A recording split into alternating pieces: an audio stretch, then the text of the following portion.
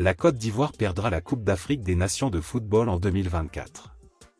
La Côte d'Ivoire accueillera la Coupe d'Afrique des Nations l'année prochaine en 2024. Le Cameroun a organisé le tournoi précédent.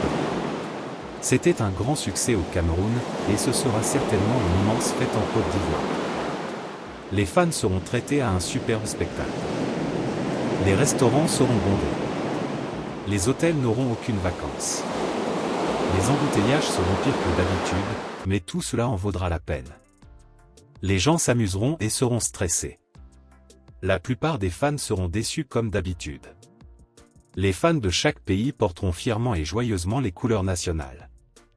Les ultra-fanatiques peindront fièrement leur visage et d'autres parties de leur corps avec les couleurs nationales. 2 ans plus tard, la danse sera répétée. Environ tous les 4 ans, quelques équipes africaines se qualifieront pour la Coupe du Monde de la FIFA. Les fans seront encore une fois hyper excités. Même les fans des pays qui n'ont pas réussi à se qualifier pour la Coupe du Monde de la FIFA seront hyper excités. Les Africains soutiendront toutes les équipes africaines. Les bars seront à nouveau bondés. Les fans seront à nouveau stressés et une seule équipe gagnera. Je garantis que le vainqueur de la Coupe du Monde ne sera pas une équipe africaine. La Coupe du Monde de la FIFA est l'endroit à être pour une équipe nationale de football. Tout comme la Coupe d'Afrique des Nations.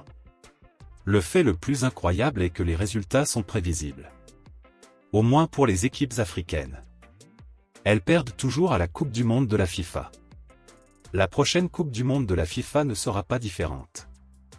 De même, la Côte d'Ivoire perdra probablement la Coupe d'Afrique des Nations. Cependant, ce n'est pas le pire. Le pire, c'est que le vainqueur pourrait ne pas se qualifier pour la Coupe du Monde de la FIFA et même s'il le faisait. Il perdrait avant les finales, comme le font habituellement les équipes africaines. Ce qui est encore plus triste, c'est que pour chaque Coupe d'Afrique des Nations et chaque Coupe du Monde, les Africains se préparent de la même manière. Ils s'organisent de la même manière. Par conséquent, ils obtiennent le même résultat. Mais pour une raison quelconque, les fans croient que chaque événement aura un résultat différent. Oui, les arbitres trichent contre les équipes africaines.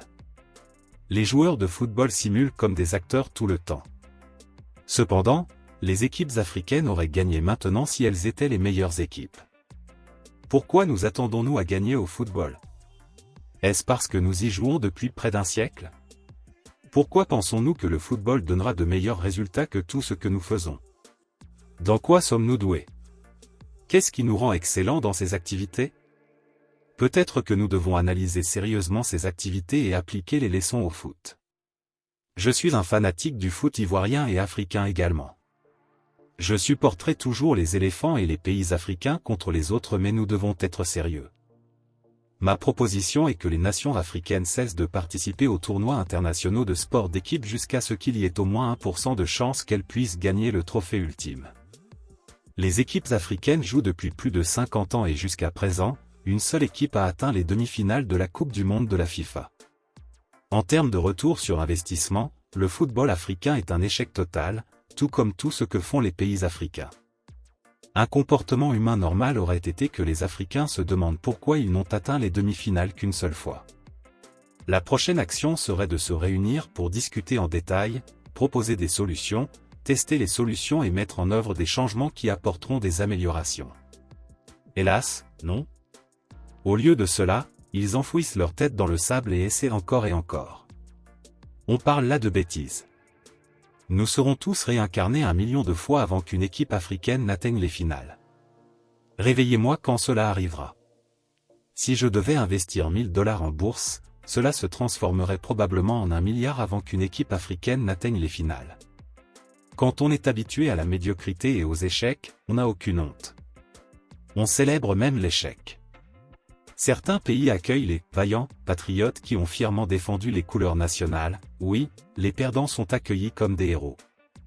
Donnant un mauvais exemple aux jeunes générations, que perdre c'est normal. Je dis que ce n'est pas normal. Arrêtez d'encourager la défaite. Arrêtez d'acclamer les perdants en tant qu'héros. Par mes calculs, peut-être l'Afrique arrivera en finale dans 140 ans.